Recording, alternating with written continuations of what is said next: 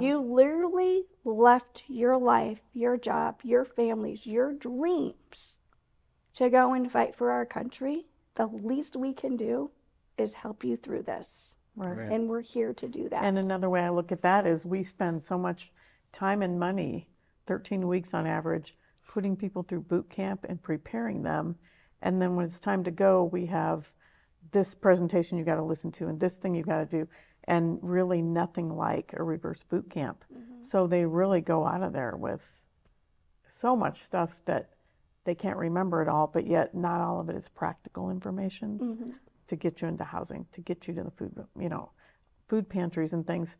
The most important thing I found when my son was going through this, coming back from Iraq and getting out of the Marines, was find the people who know where it is and who are actually going to help you get the work done, that will either walk with you hand in hand or have somebody that will, and they know who that is. And once you find those people, don't let them go.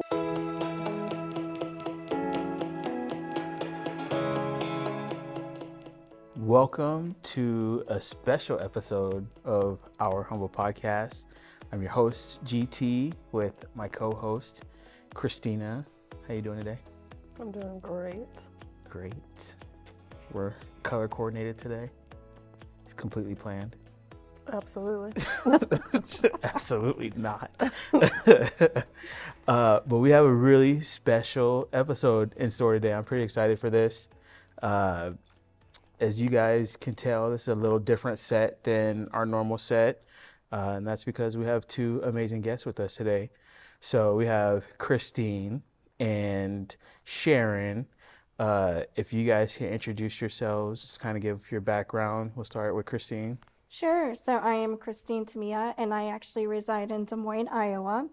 I am here to talk about all the way from Des Moines. I made this special trip today. I'm here to talk about Project Warrior, which is a resource career fair and lunch that we serve in Des Moines for our veterans and active service members. It's just resources to be able to get people to come in through the door that are needing some help, and we can just hopefully to help them along the way. Awesome. Yeah. We're glad to have you here. Thank you. All the way from Des Moines. All the way. It really wasn't that far. I don't know. Some people have a hard time just driving across Omaha. So Listen, you don't need to call me that. I'm not pointing elbows. Hey, it depends on the weather. Yeah, That's true. And I was really, to be honest with you, I'm like, please hold off on the rain. Please hold off on the rain. Didn't it snow like Friday? It did snow in Des Moines on Friday. So it was just really weird. And then we had a 70-degree day on Saturday. So I don't. Wow. It's that Midwest weather for It is crazy. So, but we made it here, and I brought my lovely gem of a mom here too, so she could get out of the house. So she's along for the ride as well. Nice. Yeah. Awesome. She good with road trips? Like she enjoys them? She's better than my husband. Nice.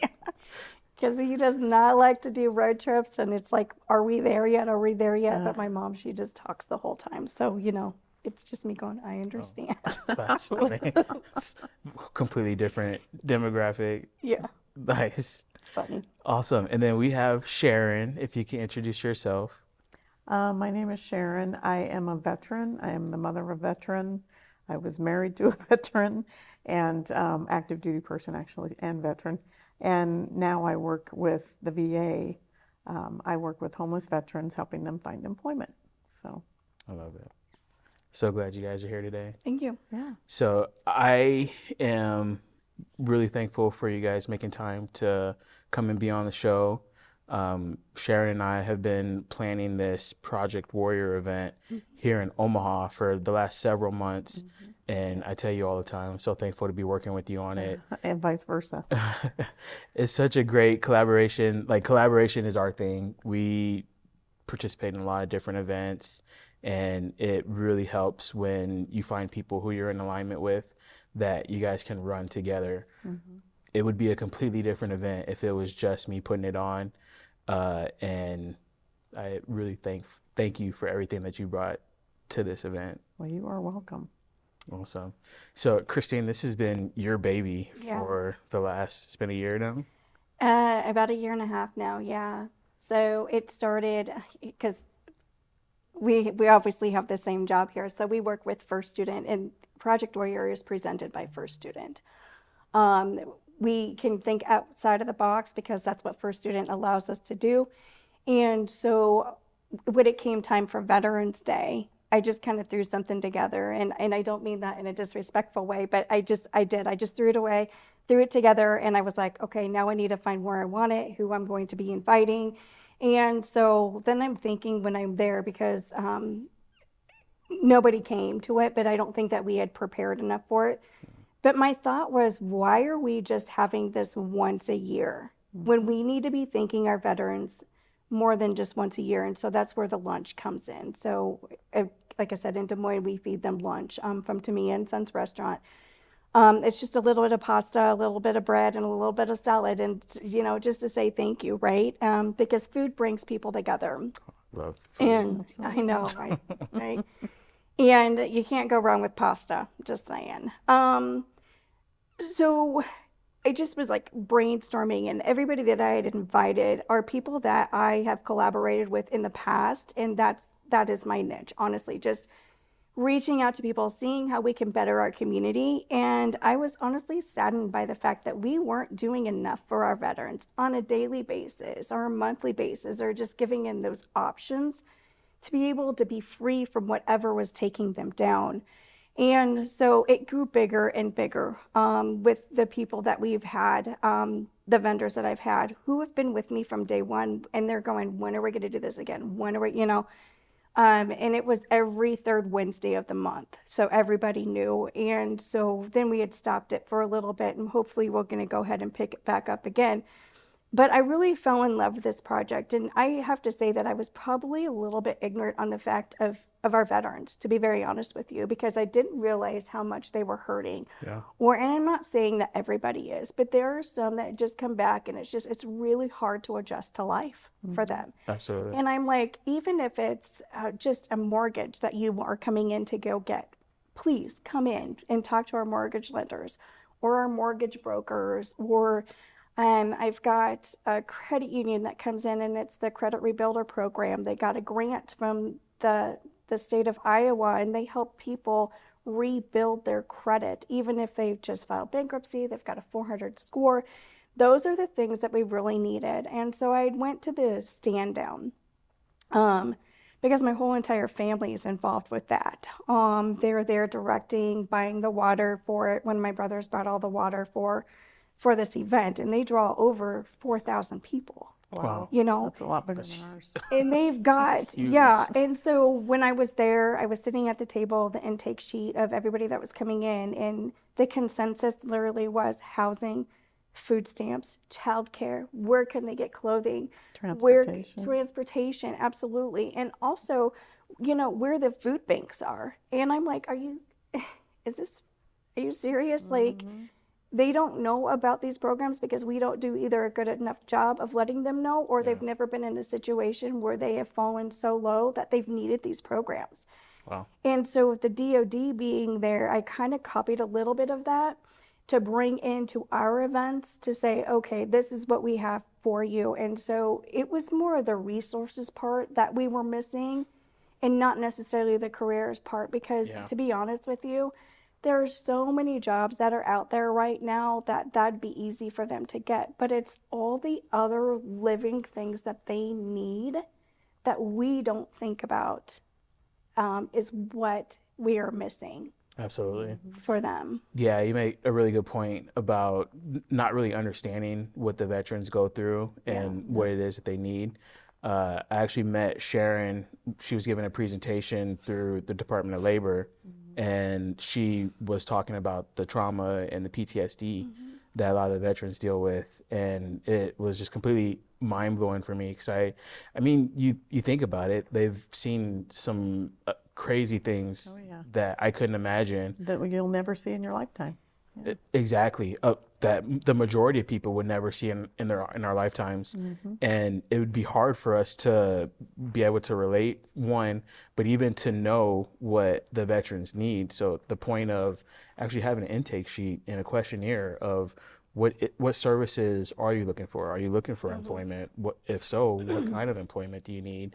and then what kind of resources that you need. So that I love that. Yeah, we tried to hit on every spot where, that is obviously in the news that we're hearing about, where everybody's just having struggles in general that are not even, that never served or have or even active at this point. But it was like, oh, okay, we are falling on hard times, and some of us are, or some of them are. And so how do we pick them back up and get them in through the door so we can help them? And there's not a whole lot of red tape. That's what we're trying to avoid too, is having that red tape, because if they come in and they don't have cell phones and they're homeless and they don't have a forwarding address, what are they supposed to do? Then they don't think that they can actually even get any type of help. And so we really need to step up and show and lead by examples of, okay, we've got a platform. Let's utilize a platform. Let's create a platform. Let's do something. So with you doing this, now you can be that person that can help them through that. I can be that person. You are definitely that person now. Christina can be that person that is going to say, hey, okay, this is what you need. Let me get you to those people that can help you through this process. Yeah. And it's going to not be so much of that red tape, or where you feel like you're so embarrassed, or you don't want to come in because you've got that pride. It's not even about pride. You literally left your life, your job, your families, your dreams to go and fight for our country. The least we can do is help you through this. Right. And we're here to do that. And another way I look at that is we spend so much time and money, 13 weeks on average, putting people through boot camp and preparing them. And then when it's time to go, we have this presentation you got to listen to and this thing you got to do, and really nothing like a reverse boot camp. So they really go out of there with so much stuff that they can't remember it all, but yet not all of it is practical information to get you into housing, to get you to the food pantries and things. The most important thing I found when my son was going through this, coming back from Iraq and getting out of the Marines, was find the people who know where it is and who are actually going to help you get the work done, that will either walk with you hand in hand or have somebody that will, and they know who that is. And once you find those people, don't let them go. Yeah, now we're the informational highway, right? And I know that you've created a Facebook page. Yep. I've got a Facebook page, and go in, take a look. Okay, this person can do this. This is, I'm going to contact them and see if they can get me help. So now we're the informational highway for these people. And it's so surreal that we live in this country, and yet we have so many people that are struggling, who are homeless, who are hungry, no medical. And they don't know the entry points. Exactly. So, and there has to be more than just for this type of person or just for this person from this age group or just the males. We have a lot of females too that are going through it. Not as many, but about 30% of the services now, not counting the Marines, where about 8% are female. But most of them, they have a large and growing number of female veterans, and the things they need might be slightly different. Right. So I recognize now that there are a lot of resources available for people, but as you said, they don't know where to go to find them. I went to the stand down that we had here in Omaha, and so many different resource providers, different employers were there. But I actually don't know what the attendance was there. And I know, Sharon, that's been a project that you worked on for the last few years. about 7 years. Yeah, it varies. I think we had about 130 this past year come through, veterans. And how does that compare to past years? That's pretty good, because coming off of COVID, the first year before that was when we first saw people again, and it was probably half that. Normally, it's anywhere from 130 to 160. It just depends.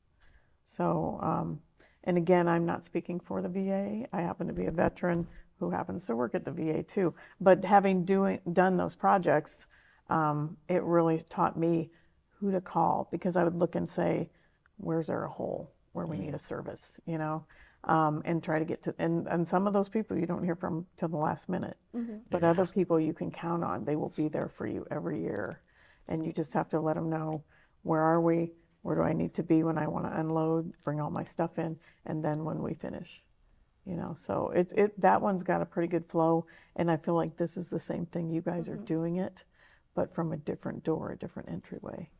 Absolutely. I am not a veteran, but I come from a family, like I said before, is a long line of veterans. And again, I just thought, oh my gosh, I did not see any of my family members suffering, but I didn't ask either. Right. And back then they didn't tell you. No, Right. I've got an it's uncle getting better. who was like, who just Vietnam, won't talk about it at all.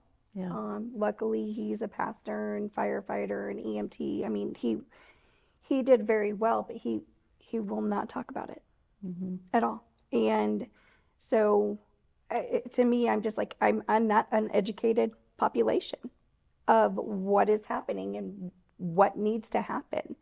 So I'm glad that we get to do this. I'm glad that we thought about it. I'm glad that we're moving even more. We're hoping to be in quite a bit more states than we are. We're already in 8. You're going to be the 9th. We're working on Kansas City and Illinois. And anywhere we can actually take this, we're going to take it because it's definitely a need. Absolutely. Yes. Let's talk about the first student attachment to this, because that's not something that we get to talk about much on the podcast just because of the platform that we have. So you and I were both recruiters with First Student. Yes. And I have to believe that, I'll say for me personally, I believe that veterans they're a perfect demographic for school bus drivers. A lot of people are intimidated about driving a big bus, and a lot of people are scared of kids.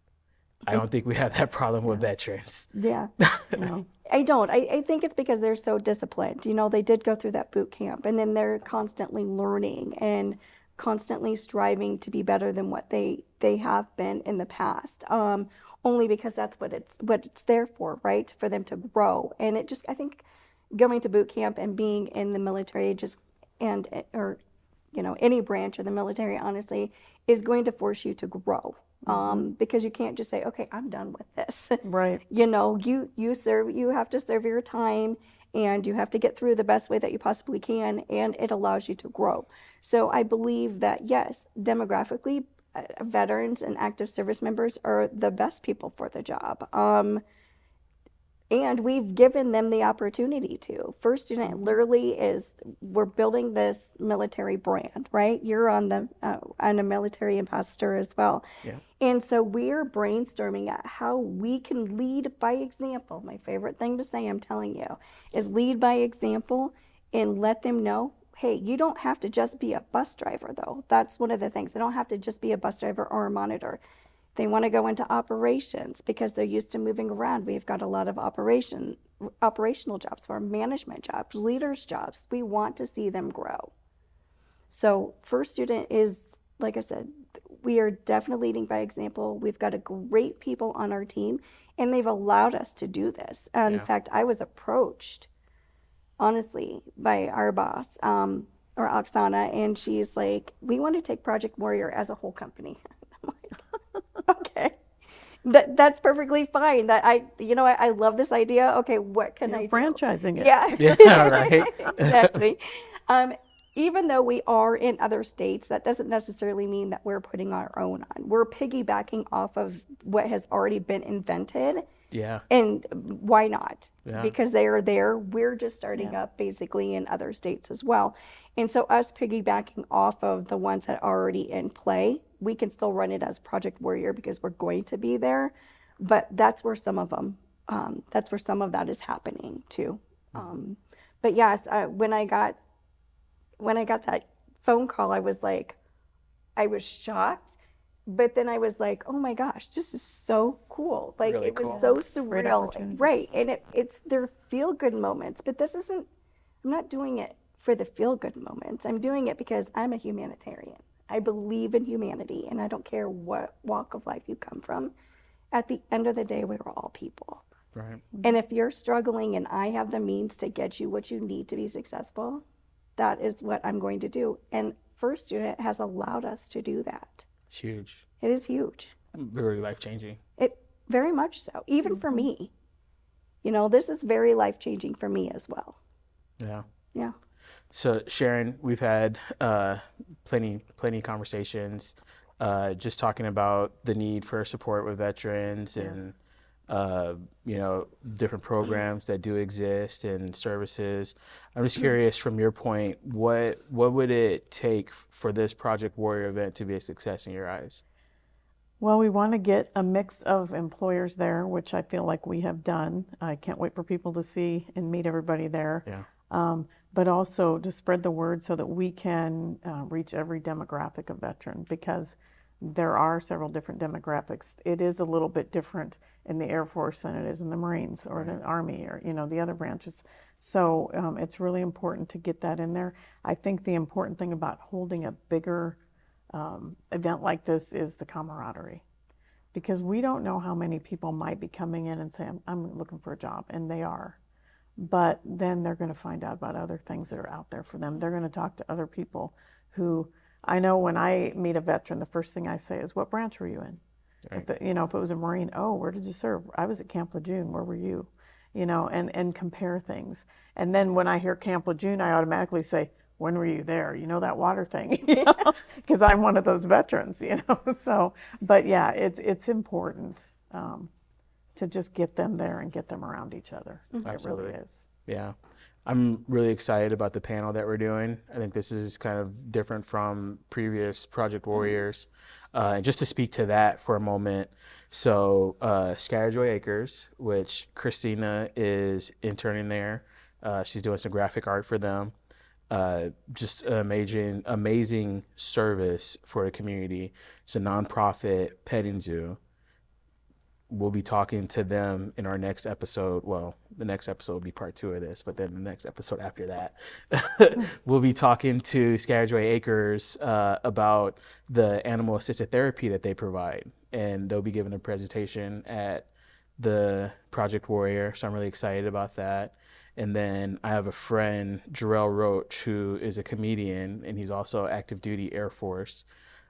He'll be there. I think he's going to be telling some jokes and just kind of relating that to how service members and veterans can really get back into civilian life. Because I think, like, as you said, Sharon, looking forward to that. it's going to be so good. I was hanging out with him last week. We were at Norris Middle School, which the way that this guy can lead a crowd is inspiring. I hope to one day be as good as him and as funny. I probably will never be as funny as him. But just such a dynamic personality, and for him to be there is huge. I'm super excited about that. We're going to have a DJ. I don't know if I told you that. I have a friend who is a veteran, and he has a DJ service, EMT DJs. So he'll be there just playing some music in the background, and he's going to help with the tech side of stuff, making sure that microphones are working and all of that. And then we're going to have Sharon leading a panel of veterans. And do you want to talk on that point? Yeah, we're going to have 3 different veterans there, may have gotten out different eras, not all the same branch of service, and just ask them, what was helpful to you? What was not helpful to you? What are your suggestions? And I think that will really, the cool thing is the employers who are there get to hear that.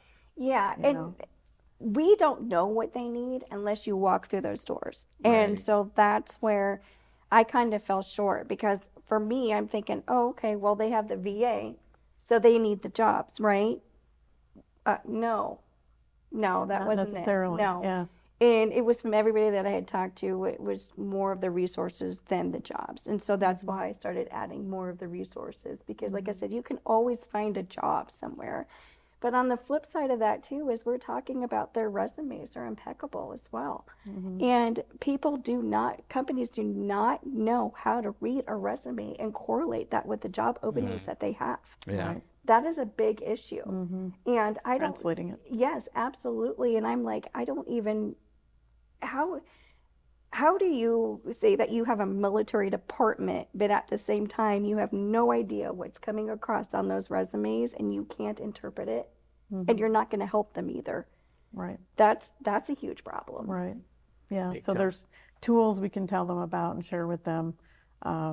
Having workforce development there is helpful. Having DevOps there is helpful, because disabled veteran outreach people have to be veterans. So again, they can share some of their own experience too. But yeah, I think just the mix that we're going to have is going to be really good, and it's going to be fun with a comedian, with a DJ in the background, that kind of stuff. It's going to really be a good time, and we want this to be a positive experience for them, so that they will continue to seek more resources. Absolutely. That's So really the I idea. feel like this is the opening door. Absolutely. We're opening their doors, right? And if we don't know when they come to us and say they need something that we don't know, you're going to bet that we're probably going to look for that. Because I know how you work, I know how I work. And the marketer in me is going to say, hey, 8 people have asked for this. Yeah. We need to check this out. There's something here. I love it. What a great collaboration. Yeah. I really like that for your event, the people who are participating in this are either active duty or veterans too, and like want to give back and help. Like that I love that. That's huge. Yeah. That's who we learn off of. I mean, we can't do this without them and learning, but to getting them to talk about it is another thing. So, and when I did a podcast in Des Moines with Naomi, she really opened up my eyes a little bit more, and she's a woman, and now she's an electrician, and she's doing very, very well for herself. But she had 10 years of a lot of hardship and struggling. Yes. And so every time I talk to her, I get chills. And you look at a veteran and you don't know where they've been. You cannot, it's just like anybody else. You can't look at somebody and know their story. You can't look at me and know that I was homeless with 2 kids for a while. Wow. You can't look at me and know that I've been through some stuff. But I can take the experience from learning through all of the things that I did to get me where I am today, to say to somebody, well, maybe you can try this, maybe you can try that. Here's what I did that helped me. Oh, I was homeless too. All of those things. People, you just can't judge somebody. So I think you just have to have that compassion too. We've got 1 minute left on this segment. I just want to make sure we get your contact informations out. Okay. If you can share how people can reach you.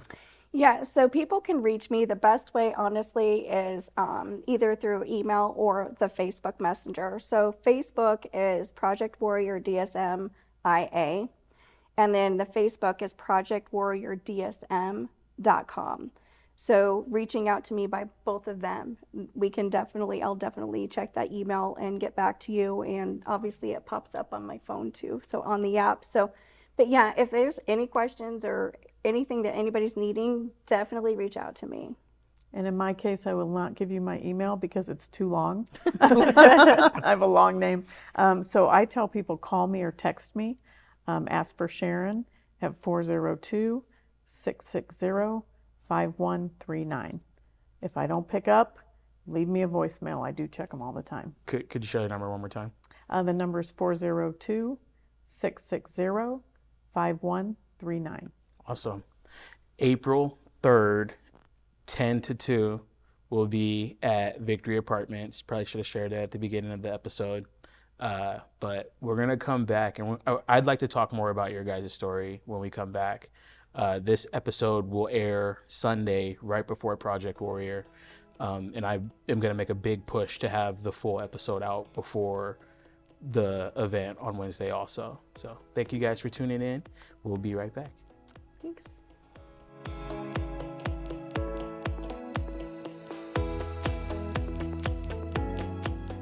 Welcome back to another episode of Our Humble Podcast. I'm Christina.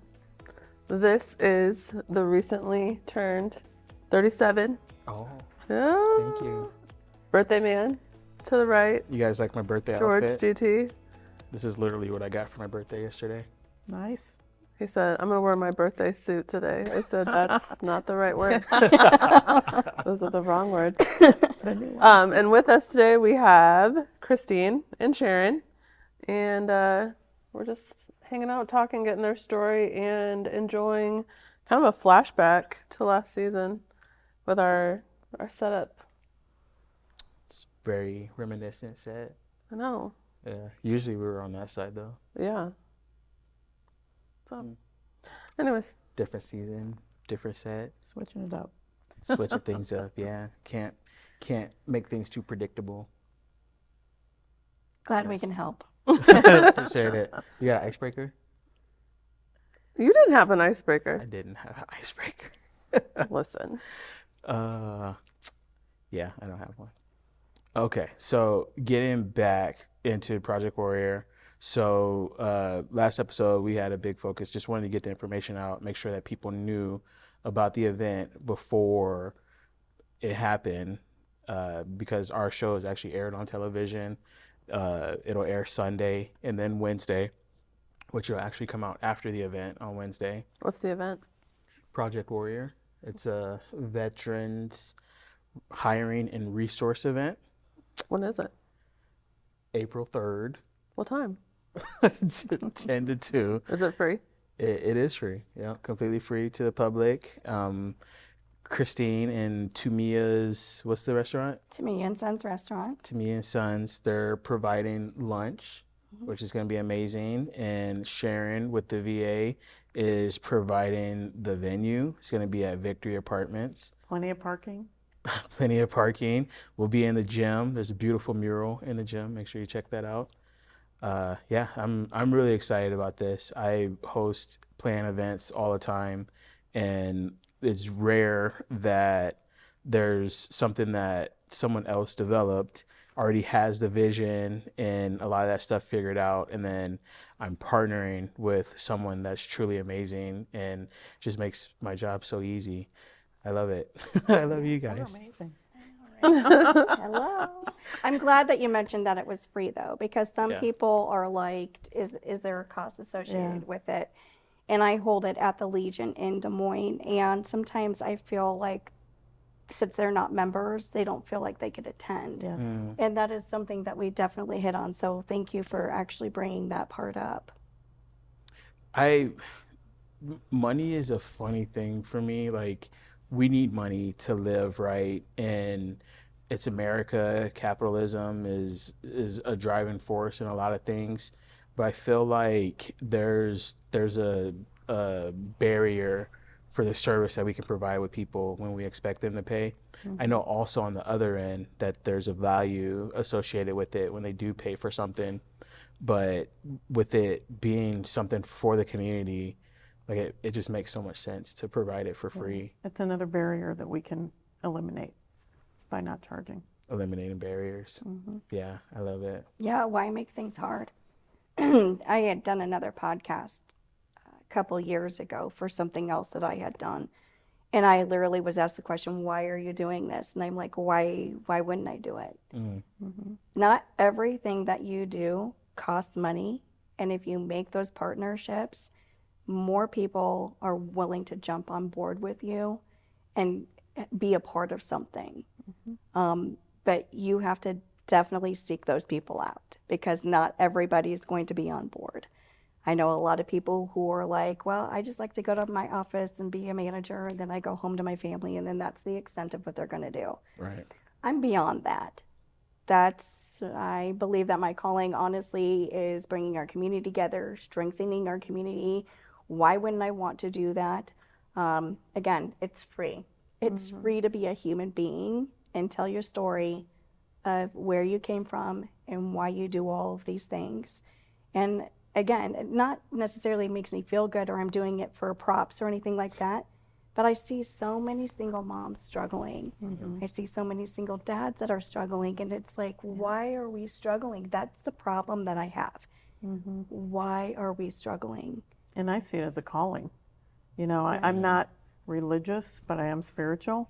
And I feel like if the same things keep coming up, if you keep jumping in to help out with those things, you need to look at that and say, maybe that's one of the things I was meant to do, you know, and people can learn from that. I had just gotten a call from a friend who was a police officer, and she's like, I really need your help. We need funding. And I'm like, okay. But then I had just gotten a call from another friend who was like, we really need your help. She works for the police dispatch. So I have a police officer at a police dispatch, and I'm like, okay, this is what we're going to do. This is how we're going to start. But so it just always falls into place. Or how do we start a nonprofit? I'll help you. I'll work you through that too. So in campaigning, if you need my help, I'm there, you know, so, but I also don't have kids at home either. Yeah, I think that does help, right? And that's something that somebody who wants to be helping or helper, you know, you get frustrated if you have kids and you can't go out.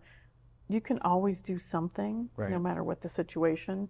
You may be able to do bigger things when you have more time, but just take the little steps along the way and do what you can do. You know, if you just hold a food drive and you put a box out and you say, we're collecting dry goods and stuff for whatever organization, whatever people that might be in need of it, that's something you can do. You know, so there's always something.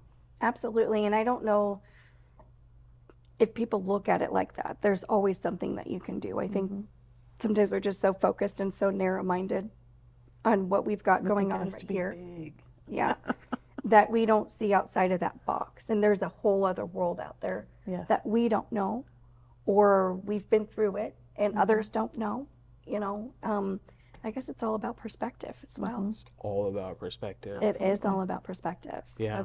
I think for us, since we have a couple kids, that we are really big on family-friendly events, because I feel like it's great to be a leader, but we're also big on raising leaders. So we want them to see us serving. We want them to know how important it is to take care of each other in our community. So I totally agree with you. When I was in the Marine Corps, I learned that leadership was learning from that person, but bringing somebody with you. I love that. You don't have the whole equation if you don't bring somebody with you. Yeah. You know. And I always like to hire people when I was back in management who were smarter than me. Oh, yeah. I mean, Yep. seriously. But then you've got those managers that are like, no, I think it's a great Trying to idea, keep people but I'm down. But I'm holding on to the goods. 'Cause, Yeah. You know. and I'm going to spin it on my own, like my own way, and Yeah. then act like I came up with it. Yeah. No. It's not about that. Everything that gets done, I include everybody in, because it's a lot of hard work sometimes. Yeah. And that collaboration. And they need to piece. know that too. Absolutely. So no, I'm going to hire people that are actually smarter than me, who have more talent than me, and I'm going to give credit. Rising tide raises all ships. Yes. Yeah. Yeah. I love it. how long have you been at the VA?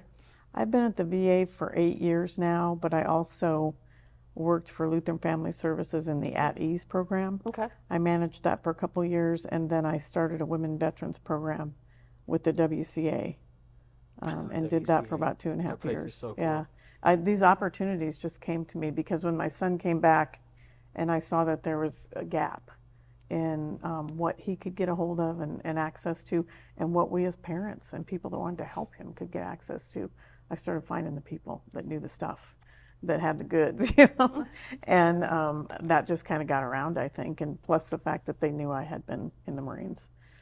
So that was kind of why I started getting asked to do all these things. I think you also bring a good point up, is that you're the parent of a Marine, but you don't know how to help them. So if Right. you weren't I was not a if combat served- veteran. Okay. I was in during the Beirut era. Okay, that so was the but if closest you we got. didn't, you wouldn't know how to help No. him, right? And so I think that's a big struggle too, is that families do not know how to help when they come back home.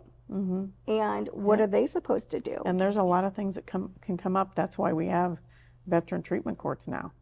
Not every veteran is G.I. Joe or Sergeant Barbie, you know, and how do we help them? And back in 2009 in the state of Nebraska, there was no veterans treatment court. So if you had any issues at all, and a lot of times veterans won't get help until now I've got a DUI. Now I'm in this situation. Well, we have people that can come into the jails now, and I did that for a while, that can tell them, this is available to you. Have you ever signed up at the VA? Did you know you could be service? I mean, I've seen veterans in jail cry when they found out that they had services, and they put in a claim, you know, that was done through people that came in and said, let's fill out this claim. They might have been the DAV or somebody, and then by the time they got out, they're 50% service connected. They've been roaming around homeless for years, and they're like, why didn't anybody tell me? See, how do we spread this? You know, that's the number one question, is how do we spread the word that this is happening and taking place? Because they're not going to have, if they're homeless, they're not going to have cell phones. They're not going to be able to have the TVs. They're not going to, We try to get them cell phones, but they have to find us first to Right. get those, you know. right. But So- is there something that goes out to them? Like a text message saying, did you know about these? You know what I'm saying? Like, how do we reach them to let them know Yeah. We're here and we're ready to fight And for I you. still use a lot of paper because a lot of them, everybody thinks everybody's got wired somehow. Right. And I mean, I'm putting job stuff out on paper. I'm putting flyers out on paper. You have to do it because you can't make that assumption. You know, it was like Katrina when they were telling everybody, yeah, we got all this stuff for you. Just get on your computer. Really? There's no electricity. Yeah. You know, we really have to think deeper than that. Right. So We deal with something similar at work with some of the plans that are being put in place and like the updates that are coming. A lot of it revolves around technology. Well, most bus drivers are older and they don't even care to Right. deal They with the don't wanna learn it. technology. I feel like to your question, it's really important to be aware of the person that we're trying to reach and where they are. Recently, we were involved in a series of town halls for creatives. We're just trying to figure out what the problems are in the creative community and offer solutions. Well, in the survey that we gave people, it's like, how do you find information on events? And a lot of it actually wasn't the print media, but this is also a different demographic. We're talking about younger creative people, so they technically live on social media. I think that with this, what we're doing with Project Warrior, creating a fun, entertaining, informative environment is gonna create an environment that people are gonna talk about, and then word of mouth is king in every circle. So getting people to talk about it and inviting their friends, and I mean even people that they don't know. Yeah, making new friends. Exactly, yeah. Getting people talking about it and inviting other people, which then there's the other piece of what does the next step look like. So we're doing this now, we're creating this event, creating this environment. What do the next steps look like? I think is a good question to ask for sure. Absolutely. And I think the event that you're putting on, because not all Project Warriors are going to be the same. Right. Mine is not like yours. I like the creativity that everybody's going to come up with and take it to that next level. And you've taken it to another level than what mine has been in the past. This is going to be a feel-good day. It's going to be a feel-good day. You're all the same when you walk through that door, and we're going to treat you the same way. Everybody. You are all willing to do this, and not everybody is. No, exactly. But even for the participants that are going to hopefully be coming through that door, walking through that door, it's where they can get a sense of peace when they come in, right? And they can say, "Oh, I'm with my people. I haven't had that in a long time," or they can have conversations. They really haven't had that for a long time because that's that fight or flight. They're just striving to be in a community. They probably are not even in a community, and you're giving them that community on that day. And knowing that not all of them may be dealing with PTSD, and we have a lot of employers that have questions about that, but that if you aren't dealing with PTSD and you're here, what can you do to help somebody who might be? Or how can we help you? Yeah, and it might be a place where it really feeds their soul to see that I can do something to help someone, even though I'm not suffering from these things. Absolutely. I can be there for them, I think though nowadays, honestly, I think more and more people are dealing with the anxiety and depression and not even serving or giving your time. So I think maybe there might be a little correlation of that. Absolutely. So they can relate a little bit. Yeah, I may not be where you've been, but I feel some of the same things. Yeah, you're feeling the pressures. Yeah. Yeah, absolutely. So I feel like both of you are very driven. I have been called the driver in the past. Yes. I've been called bossy, but I don't know. Is that the same thing? They're both leader. Okay. Leadership.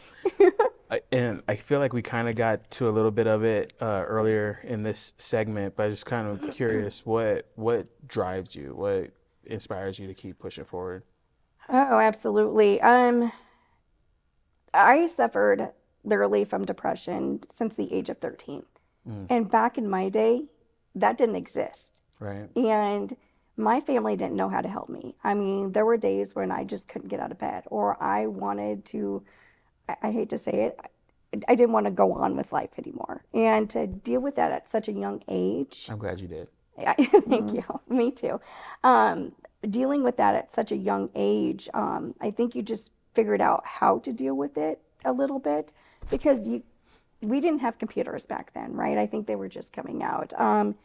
You didn't really know what it was called, you know, and how it was treatable and things of that nature. And so I've always wanted to strive, and I've always wanted to fit in somewhere, because I've always felt like I was either the outcast or I wasn't the same as you. And so therefore, that's a community in itself, right?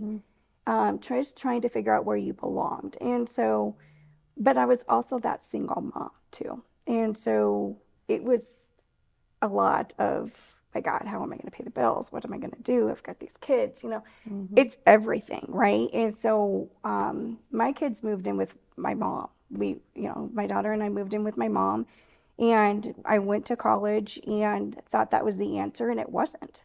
It was not the answer for me, because now I'm plagued by student loan debt. Right. That is like holding me hostage. We'll talk later. I got some answers for you. Okay, thank you. Nice. But it's just trying to be who I am, and really trying to come into myself, and trying to find a place where I belong. And I found my niche.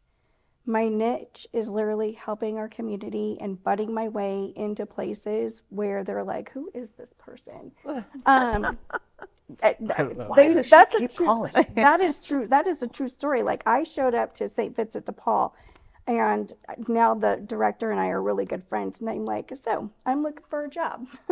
Or, hey, do you mind if I come in here and sit down? They're like, what? You know, because it was an immersion program. And so then I started working with felons and helping them through mock interviews and things of that nature. So, because I don't judge.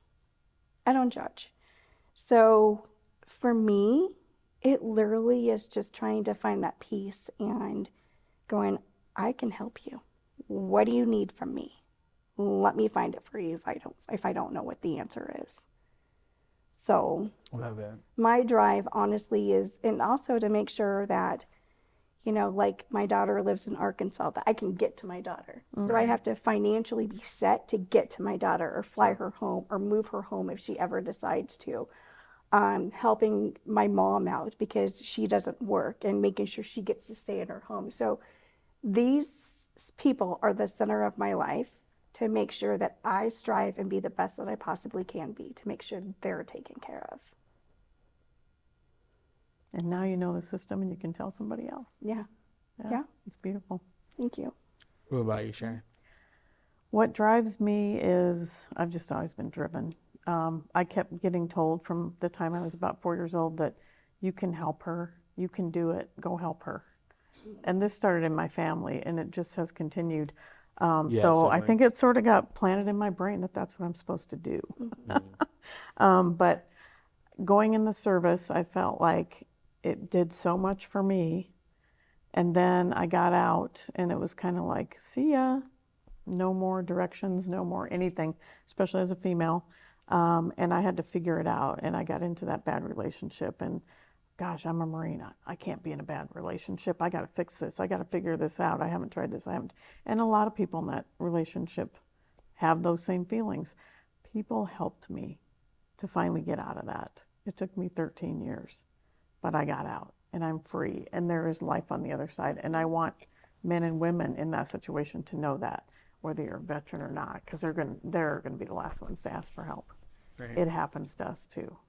So now I owe all that people have done for me, and all the things that I've learned about. And I kind of just take that feeling and transfer it to what happened with my son, and really what happened with me. Because, I mean, things were great, but not always. You know, how do we fix that? So, and you find people in that situation anywhere. When I went into the jails, my favorite thing to do was to write with them, because they didn't have a lot of freedoms in there. But let's write. Yeah. Because you can do that. Always right. Yeah. And so, you know, I'm always looking for the things that are going to set people free. And I always am reminded in my head, because you owe. And there's a lot of veterans who will not take help. They will not go ask for help. Right. They will not accept it if you bring it to them. And I look at them and I say, oh, I'm not giving you anything. You're going to learn how to do this and you're going to help the next person behind you. That's great. And then they'll accept it sometimes. But that's really what it's about, you know? I love that. I want to help set you free. Yeah. Yeah. That's fantastic. Yeah. It's huge because perspective. there wasn't a whole lot of choice in there for them. Yeah. You know, and there's not as much sometimes when they come out as there might be for somebody who hasn't been through that experience. But there are still choices. Let's help you find them. For sure. Can you share, and I should have asked this earlier, what it is that you do with the Victory Apartments? Well, I do help people find connections to our HUD Bash program, which is the housing. I work on the employment.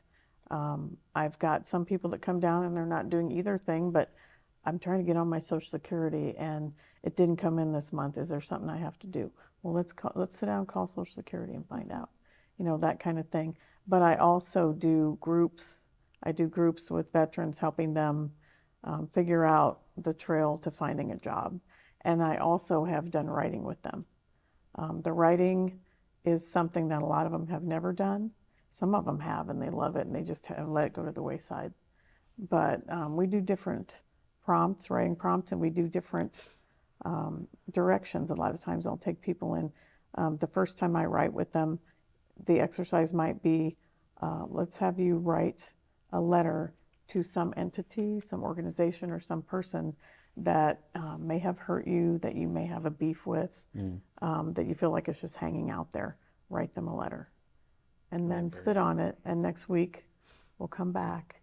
And I don't tell them exactly what's going to happen, but they come back and I say, now you're going to write a letter from that person, that organization, that is going to tell you what you needed to hear, what you didn't get. A lot of people do the first part of the exercise and they don't do the second part. And you need to do the whole thing to really get, because even if you say, well, but it's really not from them, you do realize this is what I'm missing, this is what I needed to hear. I get that now. Some of us didn't get what we need as children.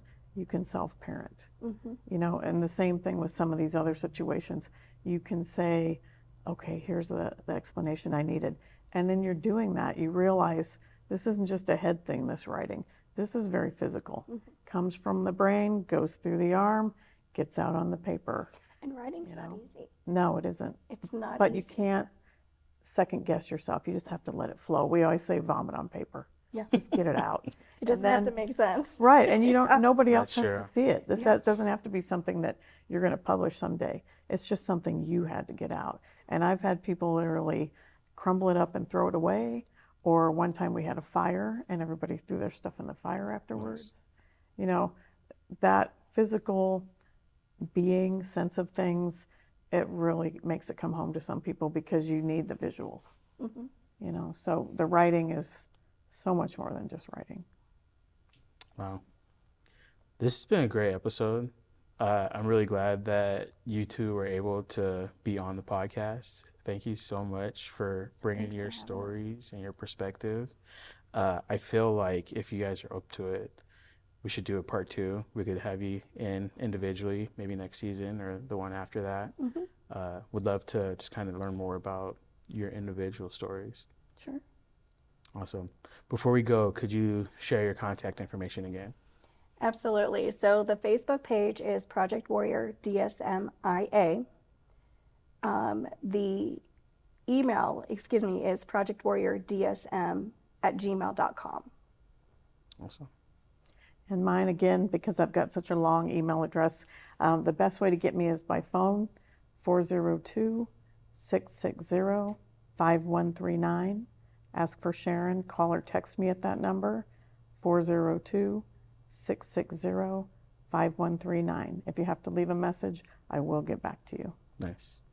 We got 1 minute. I'm gonna sneak it in here. Can you share, anybody looking for work in Des Moines, what are you looking for and how can they reach you?